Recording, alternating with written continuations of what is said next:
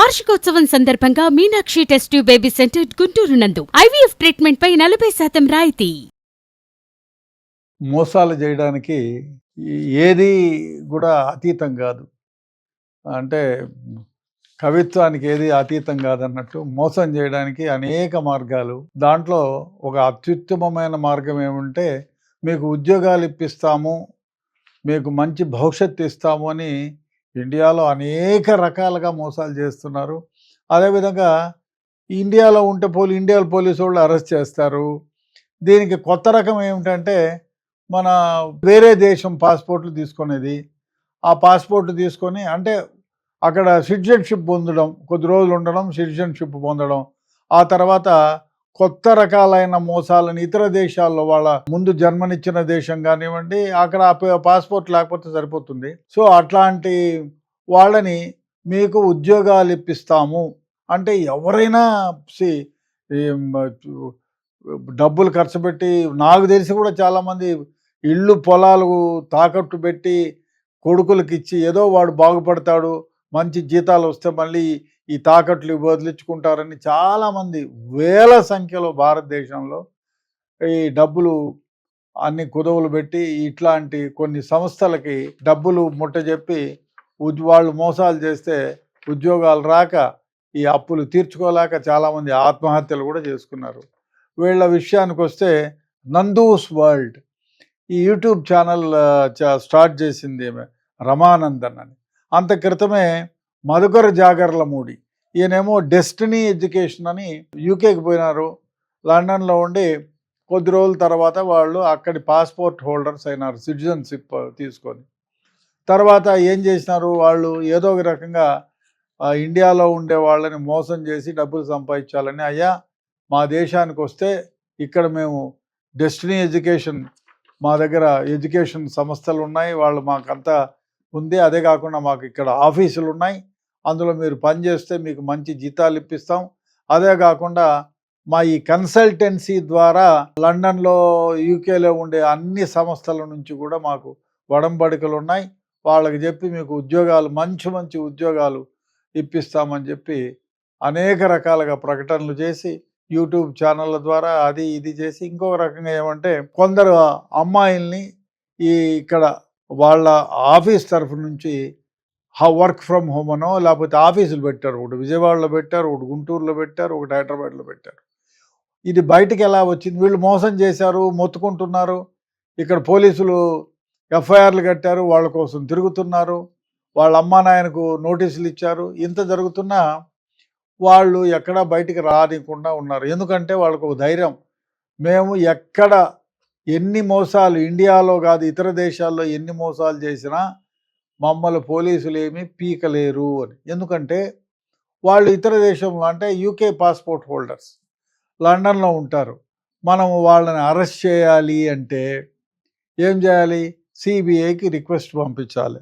ఆ సిబిఐ వాళ్ళు ఇంటర్పోల్కు రిక్వెస్ట్ పంపిస్తారు. ఆ విధంగా ఒక రెడ్ కార్నర్ నోటీస్ వాళ్ళకి ఇస్తారు. ఇది అన్నీ జరిగేటప్పటికి ఒక 2 ఏళ్ళో 3 ఏళ్ళో అవుతుంది. అదే కాకుండా అక్కడికి వెళ్ళిన తర్వాత ఇండియన్ చట్టాలు వాళ్ళకు వర్తించవు.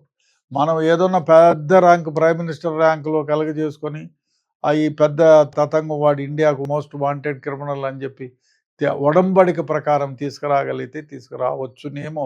ఎందుకంటే ఇప్పుడు విజయ్ మల్య అట్లే వెళ్ళిపోయాడు, ఆయన అంతే యూకే పాస్పోర్ట్ హోల్డర్, ఆయన ఏం పీకలేము. వందల వేల కోట్లు తీసుకొని వెళ్ళిపోయాడు. ఆయన ఆస్తులు అవి ఇక్కడ వదిలేసి వెళ్ళిపోయాడు. చాలా ఆస్తులు అక్కడ కూడబెట్టుకున్నాడు. అదేవిధంగా నీరవ్ మోడీ, వీళ్ళంతా ఇట్లా చాలామంది, వీళ్ళతోడు చాలామంది మోసాలు చేసి అక్కడ పాస్పోర్ట్ హోల్డర్స్, వీళ్ళని ఇండియా చట్టాలు వర్తించవు వాళ్ళకి. అందువల్ల మధుకర్ జాగర్లమూడి, రమానందన్ వీళ్ళు పెద్ద ప్లాన్ చేసి భారతదేశంలో ఉండే వాళ్ళకి అడ్వర్టైజ్మెంట్లు ఇచ్చి అదేవిధంగా ఒక అమ్మాయిని నియమించారు ఇక్కడ. ఆ అమ్మాయి ద్వారానే బయటకు వచ్చి, ఇంకా చాలామంది అమ్మాయిలు ఉంటారు, అబ్బాయిలు ఉన్నారులే, విజయవాడ ఆఫీస్లో, గుంటూరు ఆఫీస్లో, హైదరాబాద్ ఆఫీస్లో. ఈ అమ్మాయితో ఎడ్యుకేషనల్ ప్రకటనలు ఇప్పించి వాళ్ళు ఇప్పిస్తే డీటెయిల్స్ తెచ్చుకొని ఈ మధుకర్ ఈ అమ్మాయికి పంపించేవాడు. వీళ్ళకి అందరికీ వాంటెడ్ ఉండి మీరు ఎట్లన్నా ప్రలోభ పెట్టండి అంటే, మీరు ఇట్లా లండన్లో మీరు పాస్పోర్ట్ అదే ఉద్యోగానికి అప్లై చేస్తే మీకు మంచి భవిష్యత్తు ఉంటుంది, మీకు మంచి లాభాలు మంచి జీతాలు ఉంటాయి అని చెప్పి వాళ్ళని ప్రలోభపెట్టి ఆ అమ్మాయి మాట్లాడడం, మీకెందుకు ఇంత ఫీజు ఇంత ఫీజు అని చెప్తే, సరే వాళ్ళు డైరెక్ట్గా కొంతకాలం రమానందన్కి అదేవిధంగా జాగర్లమూడికి మధుకర్ జాగర్లమూడికి పంపించేవాళ్ళు. కొద్ది రోజులు అయిన తర్వాత వీడేం చేశాడు, అమ్మో పోలీసులు ఎప్పుడన్నా ఇవాళ కాకపోయినా రేపు అరెస్ట్ చేస్తేనో నాకు నా అకౌంట్లో ఉండే డబ్బులన్నీ బయటపడతాయి, నేనే వాళ్ళ దగ్గర డైరెక్ట్గా తీసుకున్నానని ఇక్కడ పనిచేసే అమ్మాయి ఇంట్లో నుంచి పనిచేస్తుంది, ఆ అమ్మాయి వర్క్ ఫ్రమ్ హోమ్, ఆ అమ్మాయికి చెప్పినాను ముందు హైదరాబాద్లో పోయి పని చేయంటే, నాకు ఇంట్లో పరిస్థితులు బాగాలేవండి, నేను వెళ్ళను, ఇంట్లో నుంచి అయితేనే ఉద్యోగం చేస్తాను. సరే కొద్ది రోజులు అయిన తర్వాత ఏమ్మా నీకు అకౌంట్లోకి నా అకౌంట్ చాలా లిమిటేషన్ దాటిపోయింది, కాబట్టి నేను నా దగ్గరికి అప్రోచ్ అయ్యే వాళ్ళని నీ నంబర్ ఇస్తా, నీ నంబర్లోకి వాళ్ళు డబ్బులు సెండ్ చేస్తారు, ఆ డబ్బుల్ని నా అకౌంట్లోకి ట్రాన్స్ఫర్ చేయమని చెప్తే, అయ్యో పాపం ఈయనకి యూట్యూబ్ ఛానల్స్ ఉన్నాయి, అదేవిధంగా డెస్టినీ ఎడ్యుకేషనల్ ఇన్స్టిట్యూషన్స్, ఇంకా ఏమేమో ఇన్స్టిట్యూషన్స్ ఉన్నాయని ప్రజలు నమ్మించారు. ఈమె నమ్మి ఓ ఇంత పెద్ద ఇన్స్టిట్యూషన్స్ ఇదంతా కదా, ఇదే మహాభాగ్యం అనుకొని ఆమె దగ్గరికి చాలామంది క్లయింట్లను నా అకౌంట్కి పంపించమంటే ఆమె అకౌంట్కి వాళ్ళే చెప్పేవాళ్ళు, మధుకరు జాగర్లమూడి రమానందన్ ఇద్దరు చెప్తే ఈ అమ్మాయి అకౌంట్కి ట్రాన్స్ఫర్ చేస్తే, ట్రాన్స్ఫర్ చేసిన నిమిషాలలోనే ఈ అమ్మాయి మధుకర్ జాగర్లమూడి అకౌంట్కి ట్రాన్స్ఫర్ చేసింది. ఈ విధంగా అకౌంట్స్ అన్నీ ఉన్నాయి. ఇది ఎట్లా బయటపడింది అంటే, చాలామంది ఈ అమ్మాయికి ఫోన్లు చేసి, అమ్మాయి నీకు డబ్బులు పంపించాము కదా, నీ అకౌంట్, ఈ అకౌంట్ హోల్డర్ ఎవరు, ఏం కథ, ఇప్పుడు డబ్బులు పోగొట్టుకున్న వాళ్ళు ఊరికే ఉంటారు కదా, పోలీస్ కంప్లైంట్ ఇచ్చి ఈ అకౌంట్కి పంపించాం, అకౌంట్ పోయి ఏ అకౌంట్కి పోయిందో మాకు చెప్పండి అని బ్యాంక్ వాళ్ళకి ఒక దరఖాస్తు ఇస్తే, అయ్యా ఫలానా ఊర్లో ఉన్న ఫలానా అకౌంట్కి పోయింది అని చెప్పి వాళ్ళు రాసిస్తారు.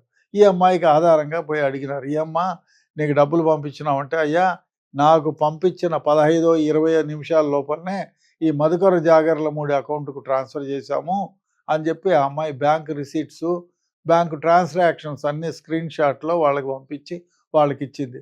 అదేవిధంగా పోలీసులు కూడా చాలామంది, ఏం సార్ ఏమమ్మా నీ అకౌంట్లో డబ్బులు పడ్డాయి, నువ్వు ఏం చేసినావంటే, సార్ నాకేం తెలీదు, నేను ఎంప్లాయీని, మధుకర్ జాగర్లమూడి అకౌంట్లో లిమిటేషన్స్ అయిపోయినాయని నన్ను ప్రలోభ పెట్టినారు, నేను వాళ్ళ ఎంప్లాయీని కదా, నా అకౌంట్లో వేస్తే నేను మళ్ళీ వాళ్ళ అకౌంట్కి ట్రాన్స్ఫర్ చేశాను నా డీటెయిల్స్ అన్నీ ఆమె ఇచ్చింది. అది ఆమె ఇంకా ఎంతమంది కేసులలో మోసపోతారో అనే ఉద్దేశంతో ఒక పబ్లిక్ వీడియో చేసింది.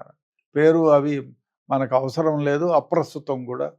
తర్వాత అజ్ఞాత వ్యక్తి వీడియో చేసి అందరికీ పెట్టింది, యూట్యూబ్లో పెట్టింది, అయ్యా ఈ విధంగా మధుకర్ జాగర్లమూడి రమానందన్ డెస్టినీ ఎడ్యుకేషన్ అని యూకేలో లండన్లో పెట్టారు, ఆ విధంగా చాలామంది మోసం చేసి ఇది చేశారు, వాళ్ళ నా అకౌంట్కు డబ్బులు పంపించమన్నారు, నేనేదో వాళ్ళు పెద్ద ఇది కదా, పెద్ద చాలా ఇన్స్టిట్యూషన్స్ ఉన్నాయి, యూట్యూబ్ ఛానల్స్లో అన్ని రాజనీతులు, ప్రపంచంలో లేని రంగనీతులన్నీ చెప్తున్నారు, కాబట్టి నీతిమంతులన్నీ నేను నమ్మి నా అకౌంట్లో వేపించుకొని అక్కడనే ఇమీడియట్గా వాళ్ళకి ట్రాన్స్ఫర్ చేశానని డీటెయిల్స్ అన్నీ చెబుతూ ఆమె వీడియో చేసి అందరికీ పబ్లిష్ చేసింది. దానివల్ల ఇది బయటకు వచ్చింది.